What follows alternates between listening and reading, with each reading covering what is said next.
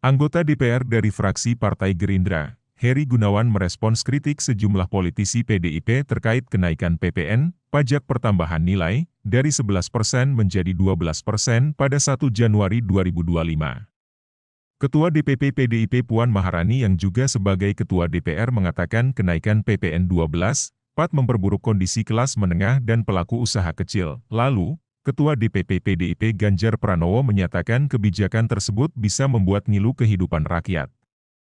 Menurut Heri, kenaikan PPN 12% merupakan tanggung jawab PDIP yang kala itu menjadi pimpinan pengesahan UU Harmonisasi Peraturan Perpajakan, UU HPP. Politisi yang akrab disapa Hergun itu menyatakan, dasar kenaikan PPN adalah pasal 7 ayat 1 UU HPP yang menyatakan tarif PPN sebesar 11. Laku 1 April 2022 dan tarif 12, laku paling lambat pada tanggal 1 Januari 2025. Berdasarkan ketentuan UU HPP, kenaikan tarif PPN dilakukan dalam 2 tahap. Tahap pertama sudah dilakukan pada 2022.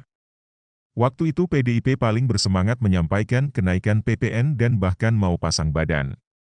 Sehingga aneh menjelang pemberlakukan tahap kedua, PDIP berpaling muka dan mengkritik dengan keras, kata Hergun melalui keterangannya, Minggu, 22/12. Lebih lanjut, mantan anggota Panja UU HPP itu menjelaskan bahwa pembahasan tingkat UU HPP dilakukan di Komisi 11 DPR. Waktu itu yang menjabat sebagai Ketua Panja adalah kader PDIP Dolvi.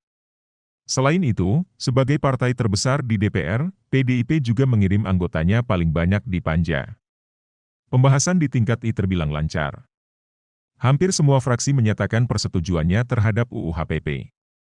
Lalu, pembahasan dilanjutkan pada tingkat 2 yaitu di rapat paripurna DPR RI konfigurasinya tidak berbeda. Perlu diketahui, waktu itu Ketua DPR juga dijabat oleh kader PDIP Puan Maharani. Jelasnya, Hergun menyatakan, pembentukan UU HPP sejatinya bertujuan memperkuat fondasi fiskal dan meningkatkan tax ratio Indonesia. Sebagaimana diketahui, tax ratio Indonesia tercatat masih lebih rendah dibanding negara-negara lain.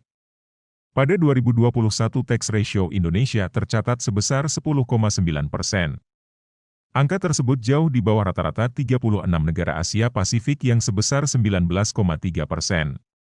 Tax ratio Indonesia juga tercatat lebih rendah 22% dibanding negara-negara OECD, Organization for Economic Cooperation and Development, dengan rata-rata 34%. Jelas Hergun juga menjelaskan bahwa berdasarkan catatan OECD, penerimaan pajak Indonesia masih didominasi pajak penghasilan, PPH, yaitu sebesar 5,1 RIPDB. Disusul pajak pertambahan nilai, PPN, yaitu sebesar 3,4 RIPDB, dan terakhir dari cukai sebesar 1,6 RIPDB. Melihat kondisi tersebut, muncul kesamaan pandangan di. Terima kasih sudah nonton, jangan lupa like, subscribe, dan share ya!